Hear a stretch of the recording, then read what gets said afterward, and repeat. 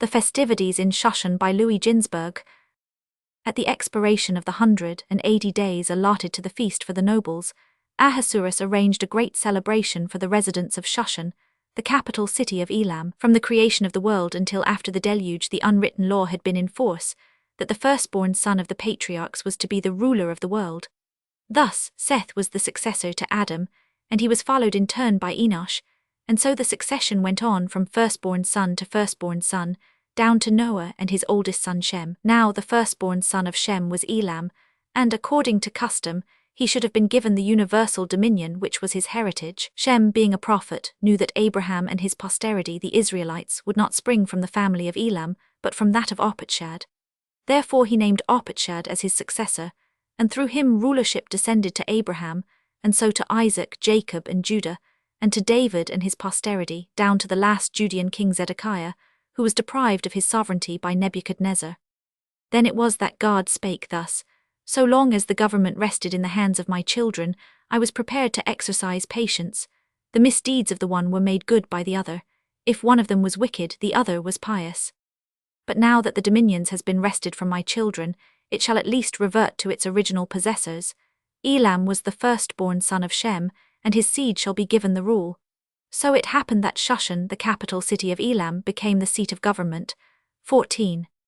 That there were any celebrations in Shushan was due to Haman, who even in those early days was devising intrigues against the Jews. He appeared before Ahasuerus and said, O king, this people is a peculiar people. May it please thee to destroy it. Ahasuerus replied, I fear the God of this people, he is very mighty, and I bear in mind what befell Pharaoh for his wicked treatment of the Israelites. Their God, said Haman, hates an unchaste life. Do thou therefore prepare feasts for them, and order them to take part in the merrymakings. Have them eat and drink and act as their heart desireth, so that their God may become wrathful against them. When Mordecai heard of the feasts that were planned, he advised the Jews not to join in them. 15. All the prominent men of his people and many of the lower classes took his advice to heart. They fled from Shushan to avoid being compelled to take part in the festivities. 16. The rest remained in the city and yielded to force. They participated in the celebrations, and even permitted themselves to eat of food prepared by the heathen, though the king had taken care not to offend the religious conscience of the Jews in such details. 17. He had been so punctilious that there was no need for them to drink wine touched by the hand of an idolater, let alone eat forbidden food. The arrangements for the feast were entirely in the charge of Haman and Mordecai, so that neither Jew nor Gentile might absent himself for religious reasons. It was the aim of the king to let every guest follow the inclination of his heart.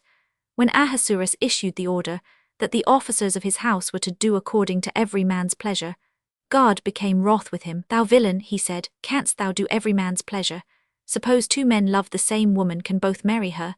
Two vessels sail forth together from a port, the one desires a south wind, the other a north wind. Canst thou produce a wind to satisfy the two? On the morrow Haman and Mordecai will appear before thee. Wilt thou be able to side with both? 19. The scene of the festivities was in the royal gardens.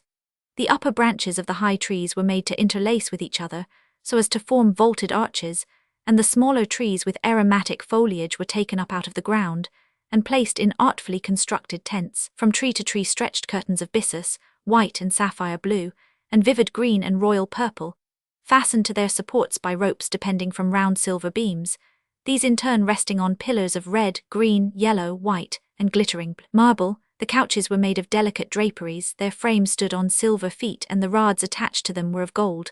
The floor was tiled with crystal and marble, outlined with precious stones, whose brilliance illuminated the scene far and wide. 20.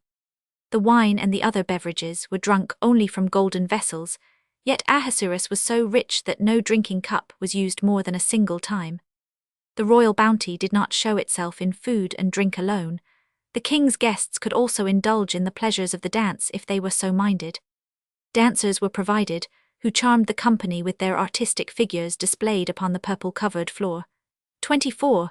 That the enjoyment of the participants might in no wise be marred, as by separation from their families, all were permitted to bring their households with them. 25. And merchants were released from the taxes imposed upon them. 26. So sure was Ahasuerus of his success as a host that he dared say to his Jewish guests, Will your God be able to match this banquet in the future world? Whereunto the Jews replied, The banquet God will prepare for the righteous in the world to come is that of which it is written, No eye hath seen it but God's, he will accomplish it for them that wait upon him.